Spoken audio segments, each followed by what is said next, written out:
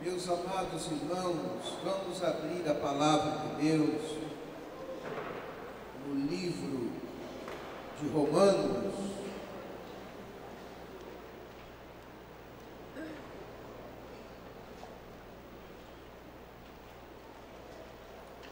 capítulo 8, Epístola aos Romanos, o capítulo 8.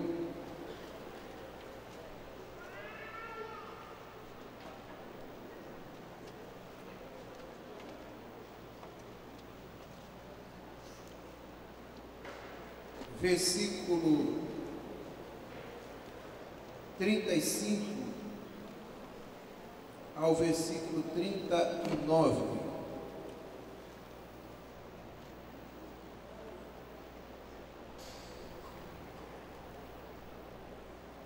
Romanos capítulo 8, versículo 35 ao 39. Quem nos separará do amor de Cristo? A tribulação, ou a angústia, ou a perseguição, ou a fome, ou a nudez, ou o perigo, ou a espada, como está escrito: por amor de ti, somos entregues à morte todo dia. Fomos reputados como ovelhas para o matadouro. Mas em todas estas coisas, somos mais do que vencedores por aquele que nos amou.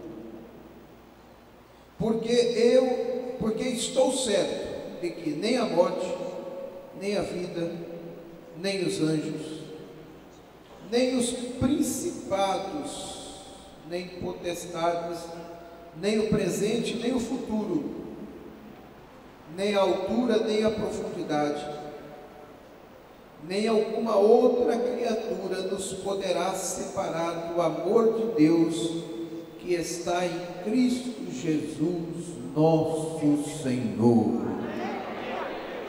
Aleluia! Irmão, coloque a sua Bíblia aí no seu banco. Eu quero que as suas mãos fiquem livres agora. E você vai levantar a sua mão para o céu, ou as suas duas mãos. Você vai fechar os seus olhos. Eu vou te dar aqui alguns momentos para que eu e você possamos adorar a Deus nessa noite. A Bíblia diz que nós devemos adorá-lo na beleza da sua santidade. Deus é santo. O trono de Deus é cercado de louvor. E o trono de Deus está aqui nesta noite. E Ele está aqui para ser glorificado, para ser exaltado, para ser adorado. Eu tenho certeza que você veio esta noite aqui para isso. Então agora você tem um momento para você fechar os seus olhos e fazer a sua adoração pessoal ao Senhor. Você vai louvar a Deus nesse momento. Feche os seus olhos e comece a glorificar a Deus, a louvá-lo, a bendizê-lo. Abra os seus lábios e adore a Deus neste momento. Senhor, nós te adoramos, nós te adoramos. Nós te adoramos, nós te adoramos, nós te glorificamos, nós te bendizemos. Bendito seja o nome daquele que vem para nos salvar, para nos libertar, para nos curar, que vem para nos abençoar.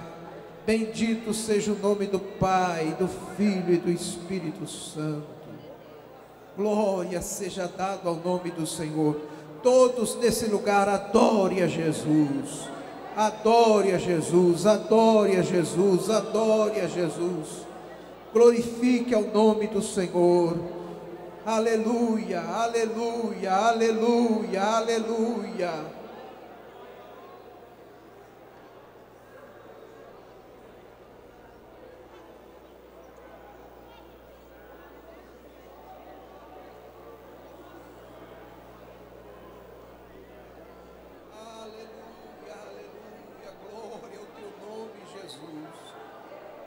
nesta noite nós te adoramos, nós te bendizemos, nós te glorificamos, nós te exaltamos, magnificamos o teu nome, dizemos que só tu és digno de receber glória, honra, majestade, louvor.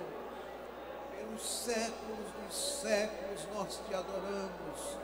Tu és Rei para sempre.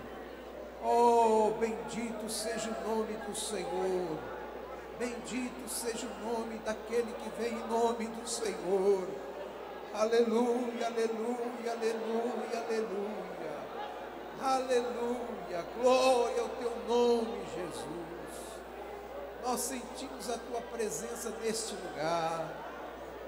Oh, Pai Celestial.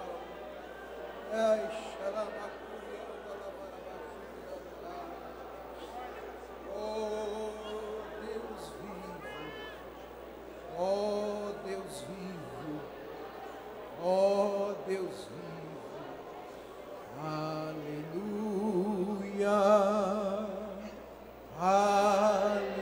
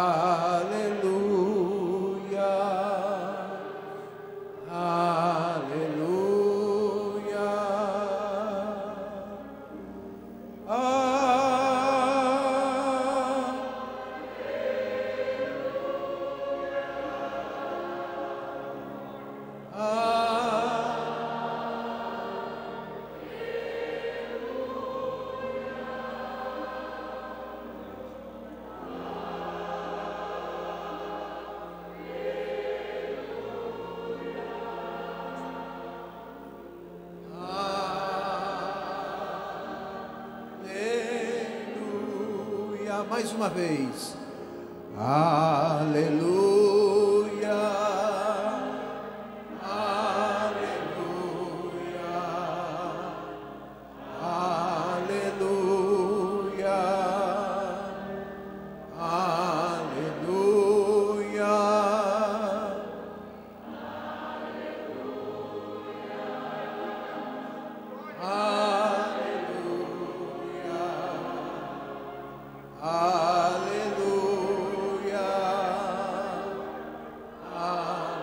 aleluia, cantemos juntos.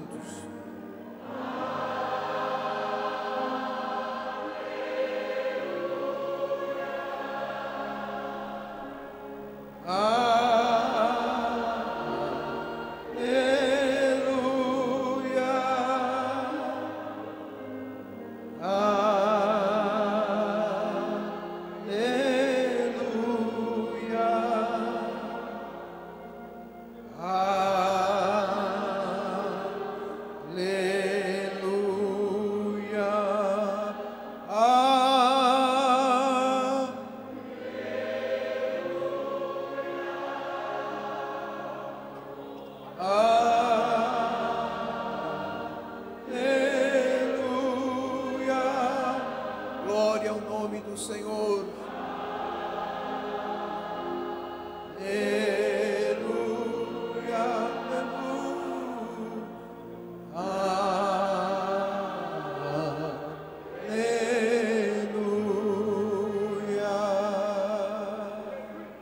Aleluia, aleluia, aleluia, aleluia. Diga uma palavra de Deus para alguém que está do seu lado aí. Antes que você se assente, dê um abraço bem apertado, caloroso, fraterno, amigo, respeitoso. E diga uma palavra de Deus para essa pessoa que está do seu lado. E depois que você fizer isso, então você pode se assentar. Glória a Jesus. O Senhor é bom. Aleluia. Esta é a nossa terceira reunião do dia de hoje. Pela manhã tivemos a reunião da Santa Ceia do Senhor Quantos estiveram hoje de manhã aqui? Levante a mão bem alto. Muita gente. Agora à tarde nós tivemos a reunião geral dos obreiros. Terminamos há cerca de 1 hora e pouco atrás. E agora à noite estamos indo para a terceira reunião deste dia. E o Senhor está neste lugar. Ele está sendo glorificado neste lugar. Eu estive por 2 semanas, juntamente com a minha esposa, ausente da igreja, porque estava em viagem, ali visitando as nossas igrejas na Europa. Estivemos em Lisboa, Portugal. Tem algum português aqui? Algum português aqui? Irmão Manuel está aí hoje, que beleza. De que lugar que o senhor é lá, irmão Manuel? Qual é a região?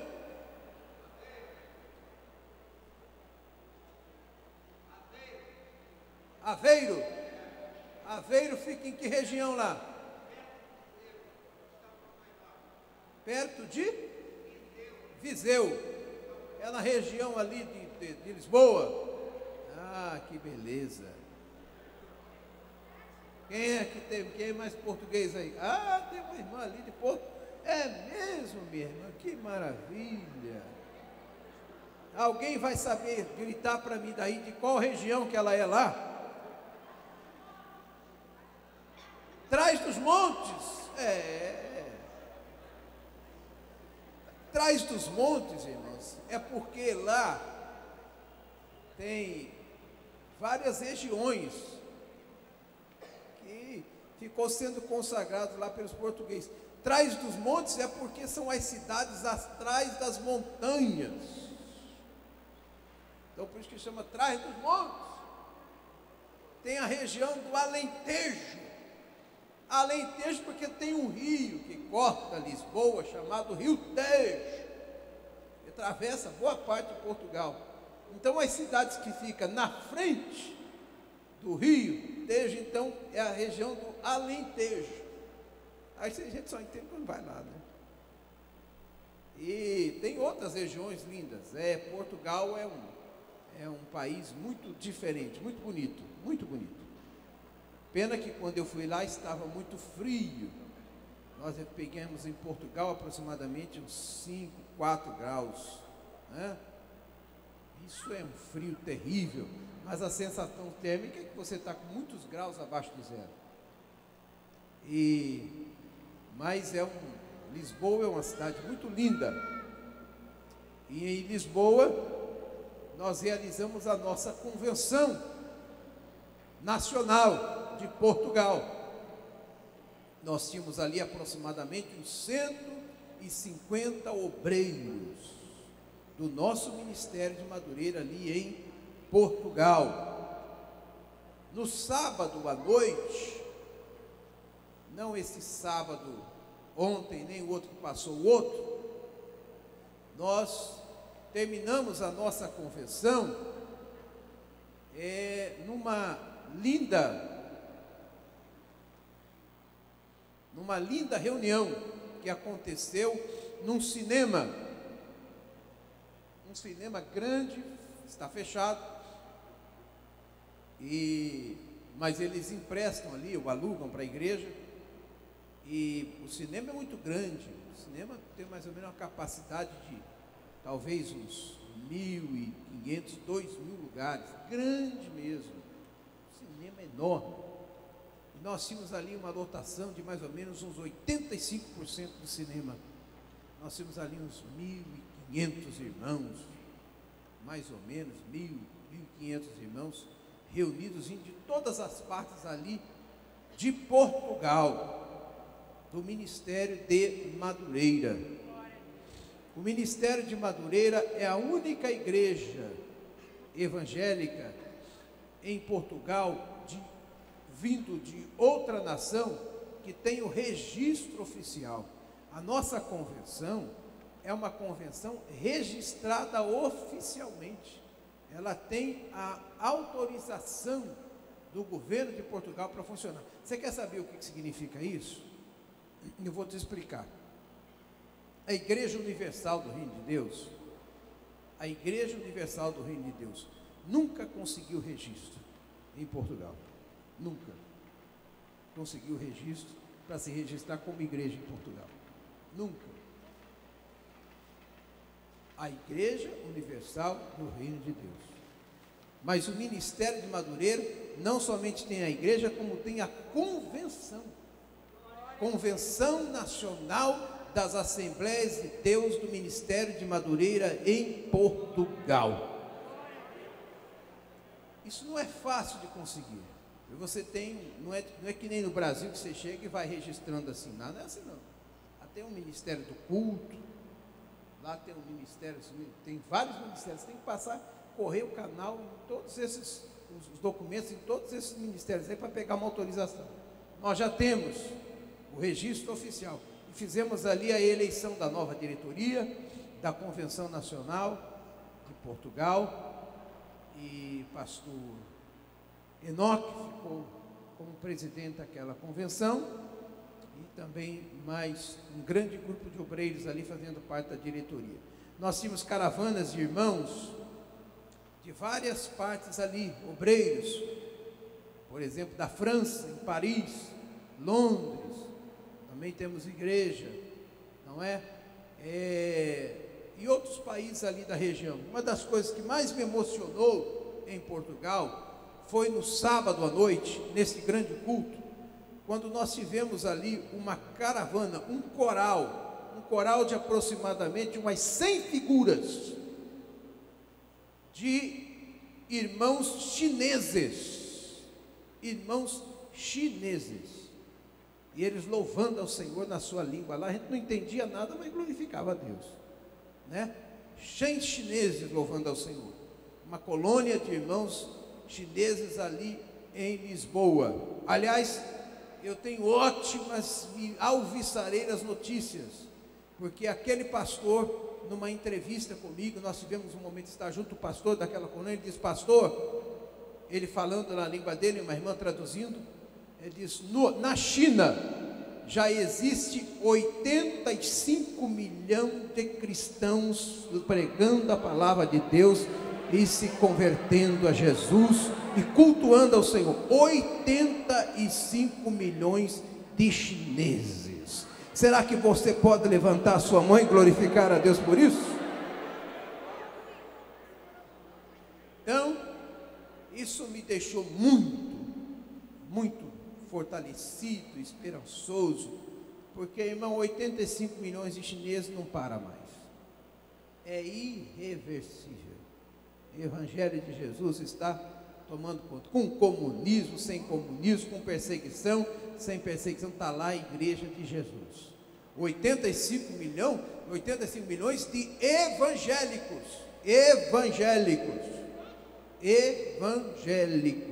não é cristão por ser cristão não, que aqui no Brasil, por exemplo, todo mundo é cristão, né? Sou católico é cristão, mas católico que nunca foi numa missa, aí não é católico de nada, né? Mas lá não. Agora evangélico não, evangélico para não ir nada na igreja, ele vai pelo menos uma vez por semana, porque se ele não vier uma vez por semana na igreja, é porque ele está desviado dos caminhos do Senhor mesmo. Aí precisa, né, vigiar, orar por ele, visitar ele, e se não quiser ficar firme, tem que desligar. 85 milhões de evangélicos. Tivemos ali um coral também de Angola, irmãos angolanos, angolana, não é? E é muito interessante, que o povo canta, é totalmente diferente dos chineses. Os chineses são contidos, né? Todo mundo contido ali, cantando com a sua pastinha, não é? E cantando bonitinho, depois saíam tudo direitinho. Aí chegou os angolanos, irmão, é tudo ao contrário. Os angolanos já chegaram dançando, e lá vai. Quando daqui a pouco, quando eu vi, o chinês estava lá também, todo atrapalhado. Eu também dancei no meio. O pastor Dirceu foi também. Aí você já imagina o que é que o pastor Dirceu não arrumou lá de Bangu, né? Aquele pastor, que gente boa demais. Então foi uma benção. Dali nós viajamos para Barcelona. No domingo pela manhã nós viajamos para Barcelona, aonde estivemos na nossa igreja em Barcelona. Aproximadamente, tínhamos assim no culto, mais ou menos umas 600 pessoas, irmãos, ali em Barcelona. Uma igreja abençoada em Barcelona. As fotos estão aí, Jonas? Já estão aí? Então segura um pouquinho. Em Barcelona, eu tive uma surpresa, que eu já tinha falado para os irmãos aqui, mas qual não foi a minha surpresa? Nós tínhamos ali um obreiro, um pastor, um alto executivo de uma grande empresa em Barcelona, na Espanha. Ele trabalha na área de marketing de uma grande empresa, uma multinacional. E ele um dia saiu de casa para trabalhar, dirigindo o seu automóvel, e ele parou, teve que parar, fazer uma parada brusca no meio da pista, e um carro veio desgovernado e bateu na traseira do seu carro. E como ele não estava devidamente acinturado, não é? Ele não estava usando o cinto, aquele impacto que deu atrás, que não foi uma coisa tão séria, mas foi o pouco necessário para fazer com que o corpo desse fosse lançado. Ele bateu com o corpo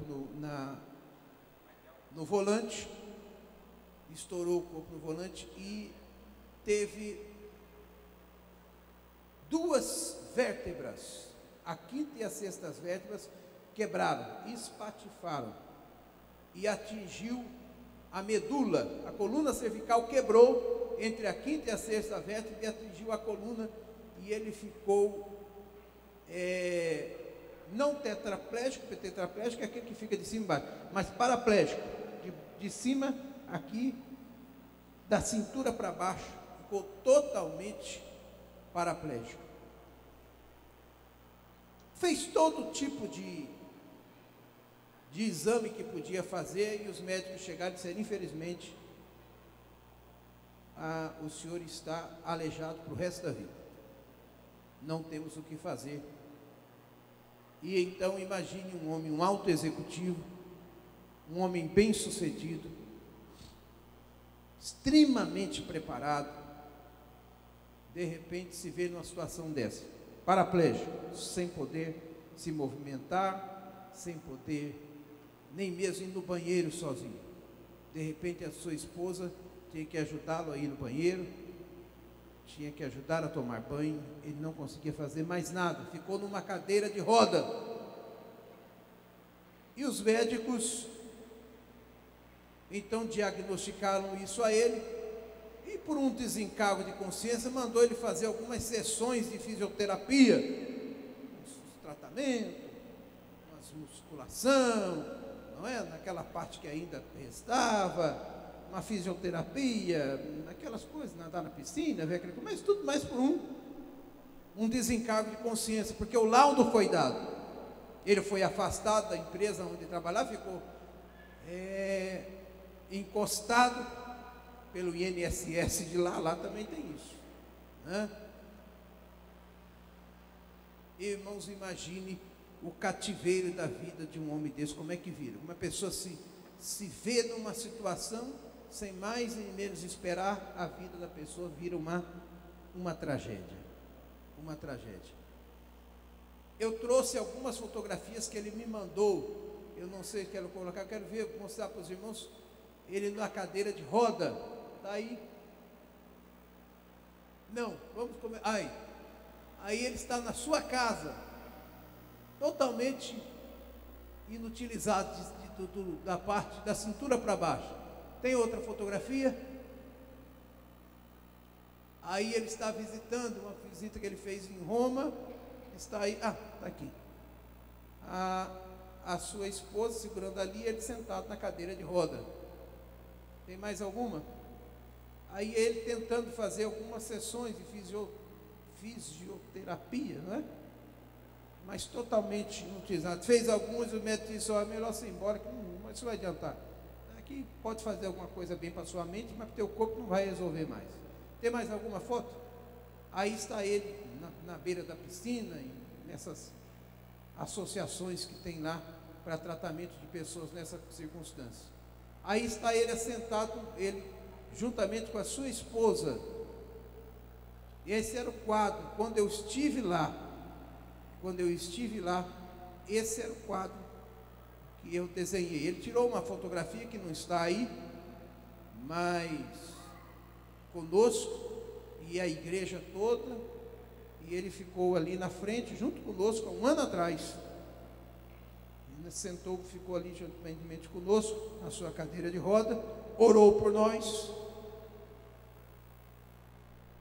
Muito bem, ok, tá bom. Ele já dando o seu testemunho em alguns lugares que ele era convidado para dar uma palavra. Ele é um bom pregador, é um homem muito sábio na palavra, mas a verdade é que esse drama tomou conta da vida dele. Ele ficou totalmente inválido. Mas ele tinha uma promessa de Deus. Deus falou com ele que ele ainda ia levantar da cadeira de roda. E ele pegou essa palavra e pegou essa promessa e não abriu mão. E contrariando tudo e a todos, por onde ele chegava, ele dizia: Deus vai me levantar dessa cadeira. Deus vai me curar. E os irmãos ouviam aquilo, dizendo: está certo, pastor, a fé do irmão, para Deus nada é impossível. Quando eu estive lá, ele falou isso também: pastor, ora por mim, porque Deus vai me levantar. Eu vou orar, mais um orando, vamos orar também. Não é? Mas vendo que só o milagre de Deus mesmo. Ô irmãos, vocês querem saber o que aconteceu? Um dia ele estava em casa e ele resolveu entrar numa batalha espiritual de oração e de combate e diz: meu bem, Deus me fez uma promessa, eu vou levantar dessa cadeira de roda. O pastor, que é o pastor de lá da igreja, o pastor Domício, ele já orou por mim. Deus usou a boca dele dizendo que eu vou me levantar. Irmãos, deixa eu encurtar a história. Esse homem foi lá no aeroporto. Quando eu estou saindo pela porta de fora, quem é que vem me receber andando do jeito que eu estou aqui? Ó? O pastor Henrique e a esposa dele, totalmente curado para a glória e honra do nome de Jesus. Ah, vamos dar para Jesus uma grande salva de palmas.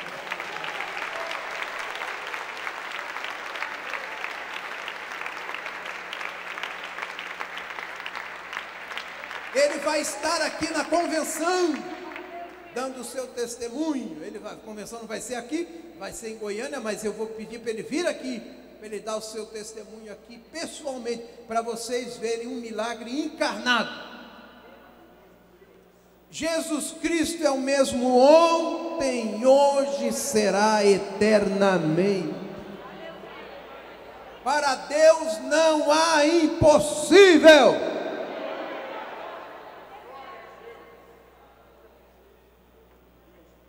E esse testemunho, diz o pastor Domício, que está servindo para um avivamento na Espanha inteira. Por onde esse homem está indo, Jesus está curando muita gente. É um milagre. Você quer saber o mais tremendo? É que quando ele ficou curado, como é que ele ficou curado, pastor? De um dia para o outro. Ele levantou um dia e começou a sentir as pernas. Eu disse: meu bem, eu acho que eu voltei a andar. Tá, que isso? Mexeu para lá e para cá e disse: não, vamos embora. E ele, com muita força, levantou e andou. Pronto.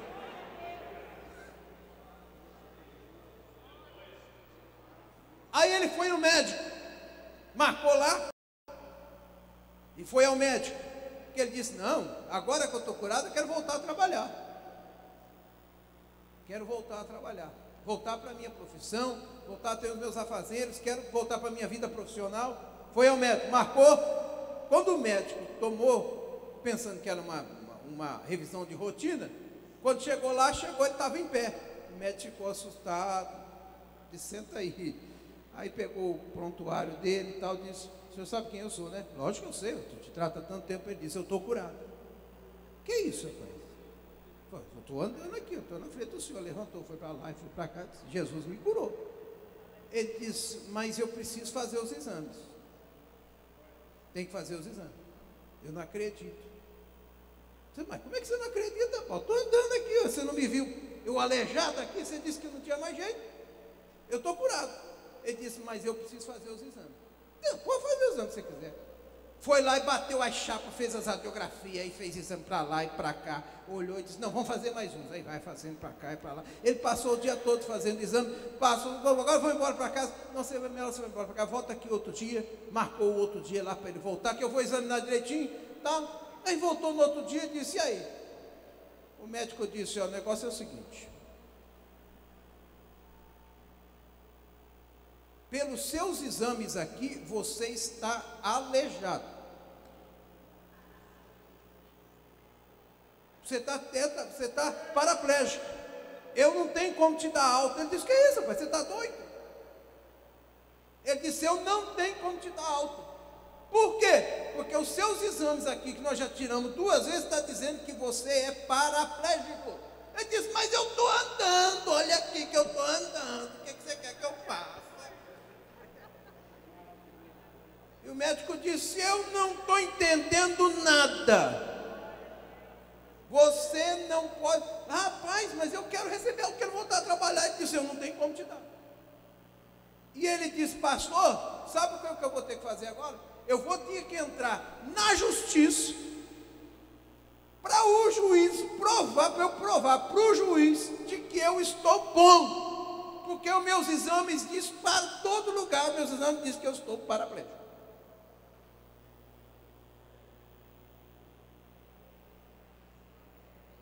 Agora eu fico imaginando Deus do alto dos céus olhando para isso e dando risada do médico. Porque o meu Deus gosta de rir, irmão. Meu Deus gosta de dar risada, sabia? Meu Deus gosta de dar risada. Quer ver? Salmo 37.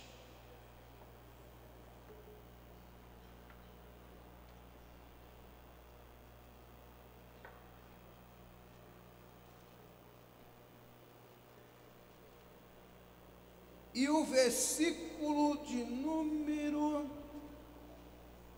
13. Você sabia que Deus dá risada? Está escrito na Bíblia. Salmo 37, o versículo 13.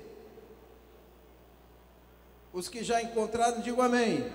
O que está escrito aí, irmãos? O Senhor se rirá dele.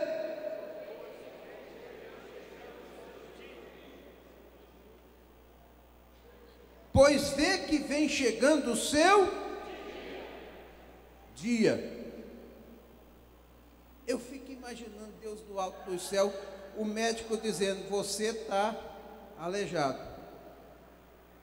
E o irmão, o homem de Deus, dizendo, mas eu estou bom. Diz, não, mas você está aleijado. Agora eu fico imaginando uma audiência em que vai estar lá na corte, o magistrado. Do lado de cá, o representante, o procurador do INSS de lá, juntamente com o médico, que é o perito, e do lado de cá, outra parte, que é o pastor. E o juiz diz, vamos ao caso. O caso é o seguinte, eu quero voltar a trabalhar, porque eu estou bom. Eu estou andando, eu estou bem, eu estou curado. E o procurador disse, eu não tenho como dar autorização para ele, porque os meus exames estão dizendo que ele está aleijado.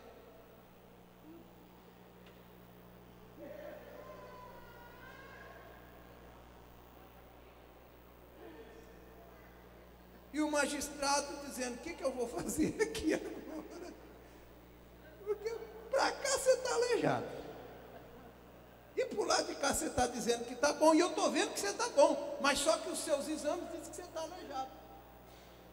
Eu acho que, na minha opinião, professor, Eu acho que o médico, o juiz vai dizer: meu filho, o que você quer? Você quer continuar aleijado? Ou quer sair daqui com a sua autorização para trabalhar? Tem muitos crentes, muita gente pendurada aí no INSS que gostaria de permanecer aleijado, né, irmão? Tem muita gente, tem uns crentes pertinho demais, 71, né? Cabra tá bom e tá enganando aí, né? Dia desse o irmão, pastor, queria dar um culto de ação de graça. Por quê, pastor? Porque eu fui aposentado. Ah, que beleza. Por quê? Não, porque lá no INSS estão dizendo que eu estou inválido, mas eu estou bonzinho, pastor. E eu queria dar um culto de ação de graça. Eu disse: aqui não, irmão, não vai dar culto aqui não. Isso aí não vai dar certo. Eu estou vendo que o irmão está bom mesmo. Mas se está bom, tem que voltar a trabalhar. Para que vai ficar, né, vivendo aí às custas da viúva. Mas a verdade é que aquele servo de Deus, o desejo dele, disse: pastor, eu quero voltar a trabalhar, voltar a ter as minhas funções na empresa que já está me esperando, e só não me coloca de volta porque o médico disse que eu estou aleijado. Aí ele olhou para mim assim: pastor, mas o senhor acha que eu estou aleijado? Eu falei: para com isso, rapaz. Esse é o Deus que nós servimos. É o Deus que contraria até mesmo o parecer dos médicos. Deixa eu te dizer uma coisa, porventura pode ter alguém que já disse para você que você está desenganado dos médicos, mas quem sabe se essa doença não é para glorificar o nome de Jesus. Esse é um milagre vivo. Eu olhei para ele e disse: irmão, o senhor é uma encarnação de um milagre. O senhor é um milagre vivo. Louvado e exaltado seja o nome do Pai, do Filho e do Espírito Santo. Dali nós saímos de Barcelona e viajamos para a Itália. E conhecemos ali na Itália o templo, o nosso templo da Assembleia de Deus, o Ministério de Madureira, ali na Itália, na cidade de Roma. Na cidade de Roma. Roma é uma linda cidade. Chegamos também muito frio. Em Roma estava mais frio do que em Barcelona e do que em Lisboa. E graças a Deus que nós saímos na hora certa de lá, porque agora a coisa mesmo despencou, né? Ainda deu tempo, só deu tempo de nós sair mesmo, e o frio entrou forte lá, mas quando nós chegamos lá, nós pegamos temperatura abaixo de zero, com certeza, mas a sensação térmica é que você está assim, muitos graus abaixo de zero. E conhecemos ali, aonde o trabalho foi aberto, do Ministério de Madureira, um templo tão lindo quanto este, talvez não tão antigo quanto este, umas instalações, quem sabe, um pouco mais modernas, mas com galerias laterais, galeria na frente, aproximadamente para umas 600 pessoas assentadas, é a capacidade do templo, que estava há 10 anos fechado. Fechado porque nunca, desses últimos 10 anos, nunca havia sido realizado um culto lá. Uma igreja evangélica construiu aquele templo, mas infelizmente depois teve que fechar por falta de assistência. Houve alguns problemas e o trabalho fracassou a ponto de fechar. 10 anos fechado em Roma. Infelizmente, as Assembleias de Deus na Itália é um trabalho muito fraco, não tem nada a ver com essa realidade nossa no Brasil. É um trabalho muito fraco. E a gente percebe que os irmãos que são ali da Itália estão muito desmotivados para pregar o Evangelho, muito desmotivados. Os trabalhos pequenos, ínfimos lá, estão contentes com aquele pouquinho de gente que tem lá, e ninguém se movimentando, entra ano e sai ano, décadas que aquilo lá está sem sem ter um movimento. E Deus mandou para ali o pastor Hugo Sotile, é um obreiro nacional, que trabalha com o Ministério de Madureira aqui em Volta Redonda, pastor Davi Cabral. E neste ano que ele está lá, Deus já entregou aproximadamente mais de 100 irmãos que já estão congregando, os membros da igreja. Em um ano já tem 100 membros aproximadamente. Irmão, você sabe o que significa isso em Roma? Significa uma igreja de 10 mil membros aqui no Brasil. Porque Roma é a capital do paganismo no mundo. Roma é onde está situada a Santa Sé, a cidade do Vaticano, que compreende 400 quilômetros quadrados dentro da cidade de Roma. É uma nação dentro de uma cidade. O Papa é o chefe daquela nação, é o líder daquela nação. O Vaticano é uma, e aliás, deixa eu dizer uma coisa, é a nação mais rica do mundo, porque nenhuma nação tem o patrimônio que o Vaticano tem. Em qualquer parte do país ou do mundo, em qualquer país do mundo, aonde você chega, as propriedades mais caras de qualquer cidade pertence à Igreja Católica Apostólica Romana. O Papa não é apenas um chefe religioso, um líder religioso, ele é o chefe de uma nação. Quando você vê qualquer solenidade, essa é uma diferença. Aqui no Brasil, por exemplo, quando vai se realizar uma solenidade, o governo estadual ou municipal é obrigado a convidar um membro sacerdote da Igreja Católica. Sabe por quê? Porque ele não é apenas um líder sacerdotal, ele é o representante de uma nação. É por isso que ele tem assento, é por isso que ele tem a palavra. Só que quando ele chega lá, em vez de falar como representante de uma nação, ele fala como líder religioso. Então é uma potência. Em Roma, a cidade de Roma tem, só na cidade de Roma, tem 900 templos católicos. Só a cidade de Roma tem 900 templos católicos. Pare para pensar nisso. Tem alguns lugares que numa esquina assim tem 3, 4 igrejas. E templos suntuosos, riquíssimos. Mas lá, agora, além dos 900 templos católicos e algumas igrejas evangélicas, poucas, lá também tem um templo da Igreja Evangélica Assembleia de Deus do Ministério de Madureira, lá em Roma.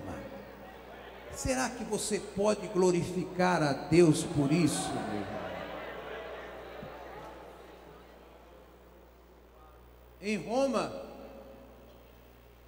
nós fomos conhecer, eu já tinha ido uma vez, mas é sempre bom ir. Você vai lá e conhece o Coliseu Romano, aquela praça de esportes, aonde o esporte predileto era matar os cristãos. Palco dos grandes momentos e áureos momentos dos governantes locais que se divertiam com a morte dos nossos irmãos, que eram lançados às feras. Os grandes encontros de gladiadores nada mais era do que escravos. Coisa triste, né? Ser humano, irmão, sem Deus é uma desgraça. É uma desgraça. É muita malignidade. Os gladiadores, eles eram escravos que, para ganhar a sua liberdade, poderiam se oferecer para ser alvo de espetáculo. Então eles se preparavam e iam para lá, e quem saía vencedor daquela peleja, porque só um vivia, o outro era tombado, morto, então tinha o direito de obter a sua liberdade, comprava a sua liberdade com a morte de outro. Isso é o ser humano, esse é o mundo que nós vivemos. Quando eu vejo a malignidade, a maldade hoje em dia, eu não me assusto tanto, porque se você for estudar a história, é a mesma coisa. A Bíblia diz que o homem é mau, desde a sua tenra idade. Todos pecaram e destituídos estão da glória de Deus. E o homem destituído da glória de Deus é um homem mau e maligno. Então eu não me assusto com isso não. Quando você vê aquele local, aquele resto de construção que tem lá, eu fiquei imaginando, falei, meu Deus, quanta gente não entrou aqui dentro para gritar, para torcer, para vibrar, e para sair daqui, quem sabe até extasiado e entre aspas alegres, por assistir um espetáculo de morte e de desgraça assim, porque um tinha que tombar, um saía vivo, o outro saía morto e arrastado. Tem até o local aonde arrastavam as pessoas, tem um lugar lá que existe, por aqui passavam os derrotados, o resto do corpo das pessoas assim, passava por aqui, eles mostram aquilo tudo lá.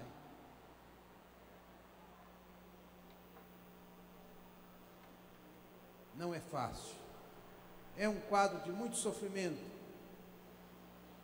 E lá perto, saindo dali, andando mais um pouco, você conhece os tribunais, cada governante criava o seu próprio tribunal. Então tombava um, enxergava outro, eles montavam o tribunal e as leis eram de acordo com o que eles imaginavam. Daqui a pouco vinha outro e vencia aquele governante, aí vinha outro e dizia, agora vamos botar o tribunal de fulano de tal.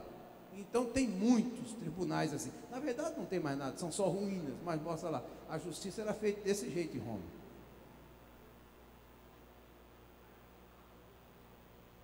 E lá no final desta praça dos tribunais, está lá uma prisão, a chamada prisão mamertina, prisão mamertina, que a tradição histórica atribui como sendo a prisão de Pedro e de Paulo. A de Paulo eu não tenho dúvida, porque está aqui no livro. Muitos dos livros que foram escritos aqui, foram escritos nas prisões de Paulo, ali em Roma. Mas Pedro nunca foi preso em Roma. Não há um registro na história que comprove que Pedro tenha passado em Roma. Isso é um blefe. Se Pedro é o primeiro a Papa da Igreja Católica, não há registro na história de Pedro ter estado em Roma. Mas eles acreditam que Pedro ficou preso ali também. Eles dão um jeitinho na história para... Não há registro. Não há registro disso. Pedro foi o primeiro Papa da Igreja Católica. Não tem registro histórico disso. Pedro foi preso em Roma. Não tem isso. Não há registro na história disso. Há uma atribuição dessa situação. Mas lá está a prisão de Paulo. É um lugar muito terrível, muito difícil. Nós entramos ali, você tem como entrar e conhecer ali as instalações, não pode tirar foto, não pode fazer nada lá dentro, mas pelo menos você pode lá dentro. Não tem nada de prisão, é um buraco cravado no meio de uma rocha, literalmente um buraco mesmo. Talvez tenha aqui, seja esse pedaço aqui assim, ó, nada mais que isso aqui, talvez menor até. Você entra, cravado numa rocha, um lugar mal cheiroso, úmido, extremamente úmido. Certamente, no verão causticante, aquilo fosse muito mais violento que uma sauna, sem ter ventilação nenhuma, e um orifício assim, um buraco que talvez não tenha aí uns 30 centímetros de diâmetro, tenha menos, uns 20 centímetros de diâmetro, um pequeno buraco onde passa uma pequena claridade. Acredita-se que Paulo aproveitava exatamente aquela claridade para escrever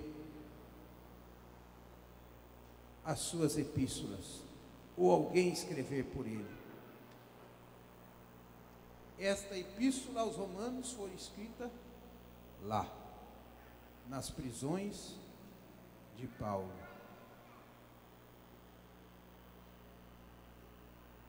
Com certeza, no frio, aquilo ali deveria ser uma verdadeira tortura. Imagine você morar dentro de uma gruta, de um buraco, de uma rocha, num lugar úmido, mal cheiroso, e talvez o frio dali fosse muitos graus abaixo de zero.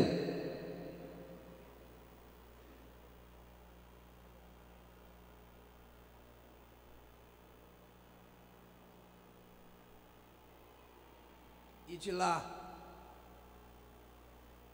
Paulo escreve essa escritura: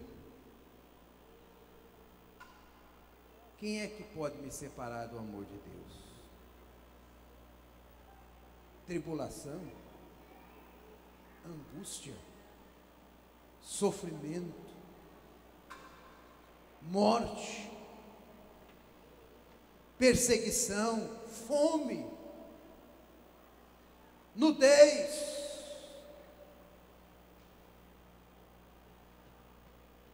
Imagina aquelas noites frias, e alguém talvez dizendo: Paulo, renuncia a esse Cristo, rapaz, sai daí, todo mundo já te abandonou, ninguém vem nem te visitar mais aqui, sai disso aqui, rapaz.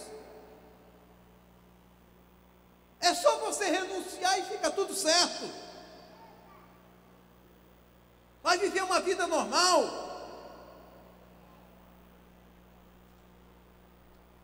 Paulo, você está derrotado, você não tem para onde ir mais. E ele olha para um lado e para o outro: eu quero saber quem é que vai me separar do amor de Cristo. Perseguição, fome, nudez, frio, espada, morte, perigo, como está escrito: por amor de ti, eu sou entregue todo dia como uma ovelha para o matador. Ele diz, é como se ele estivesse dizendo: eu estou aqui preso nesta prisão, e eu estou aqui como uma ovelha que está preparada para ir para o matadouro.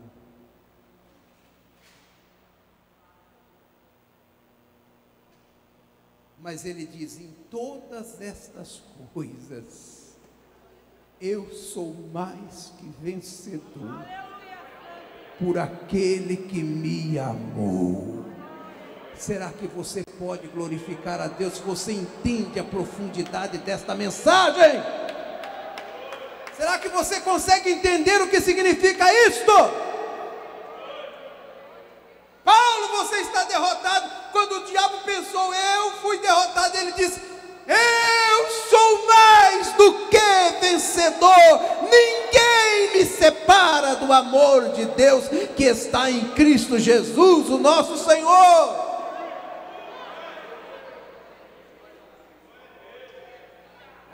Quando eu leio essa passagem, sabe o que me vem à mente, professor Paulo Costa, pastor Renato?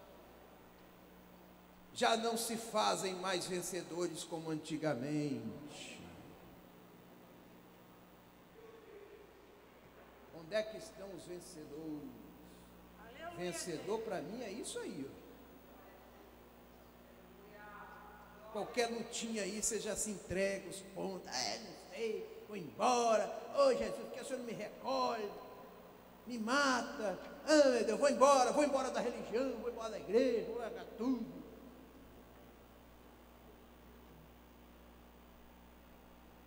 Em Cristo, diz Paulo, eu sou mais que vencedor. Aleluia! Ou seja, sabe o que Paulo está dizendo? Ele está dizendo, não tem nada, isso aqui pode vencer você. Fome, nudez, perigo, espada, pode vencer você. Eu não. Porque aquilo que você chama derrota para mim é vitória. Para mim é vitória. Para mim é vitória. Versículo 38, leiam comigo, todos juntos. 1, 2, 3. Porque estou, mais uma vez, porque, não, está muito fraco. 8:38 de Romanos, abra sua Bíblia aí e leia comigo. Porque eu estou, você está certo, irmão? Você sabe o que você quer? Você sabe para onde você vai? Você está certo do que você está fazendo? Você está certo do seu futuro? Você está certo de estar servindo a Deus? Você tem certeza do que você está fazendo? Você está pronto a sofrer por amor a Deus? Você está pronto para servir a Deus? Você tem certeza da decisão que você tomou? Paulo diz, eu estou certo. Certo do que, Paulo? De que nem há. Que coisa. Quando chega, vencedor é isso. Vencedor é isso. Eu estou te falando que já não se faz mais vencedor como antigamente. Vencedor para mim é isso aqui. Ele diz, morte me separar do amor de Deus. Morte, isso para mim não é nada. Morte para mim. Se vocês estão pensando que matar o meu corpo vai me tirar da perto de Deus, pode perder o tempo de vocês. Eu já estou certo que nem a morte, nem a morte, depois nem a vida, depois nem se aparecer algum anjo aqui e dizer, desiste, Paulo, eu disse, não vou desistir, eu estou certo. Eu estou convicto, essa palavra certa aqui é convicto. Nada, nem morte, nem vida, nem anjo, nem principado, nem potestade, nem o futuro, nem o presente, nem o passado, nada, nenhuma outra criatura me pode separar do amor de Deus que está em Cristo Jesus, o nosso Senhor. Aonde estão os vencedores? Aonde estão os vencedores?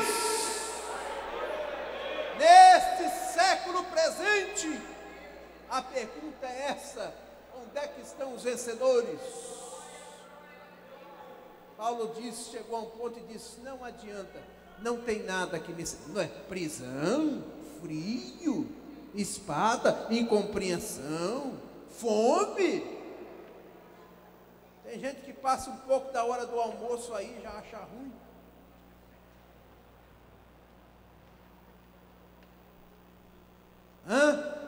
Quando passar 2, 3, 4, 5, 6 meses, 10 meses com fome, fome de não ter o que comer mesmo, fome de não ter nem família para te visitar, fome.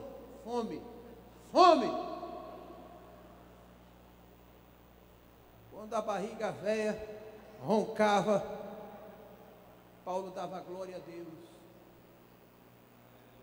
E alguém dizia, rapaz, olha um pratinho de comida prontinho aqui, rapaz, é só você negar. A comida está pronta aqui, está aqui para você. Ele disse, isso aí vai me separar? Deus é muito pouco. Frio! 10 graus abaixo de zero, tremendo! Vai morrendo! Tem uma carta que ele escreve dizendo: me traz a capa depressa. Avisou para o irmão: me traz a capa depressa. É a capa para cobrir o frio. Alguém olhava e disse: frio vai me separar do amor de Deus? Doença?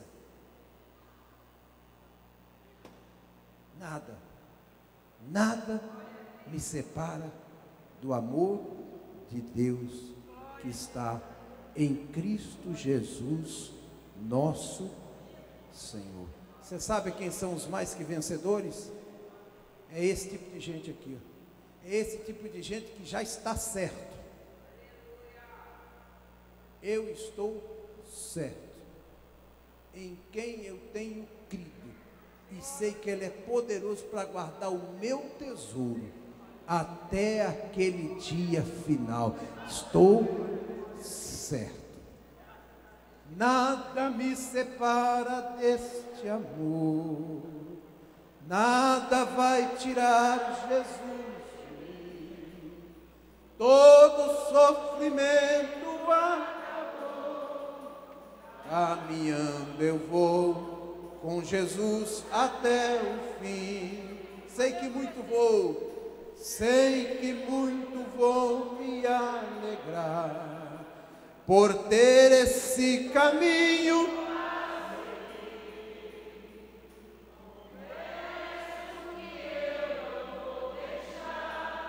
E que nada vai tirar esse amor que existe em mim.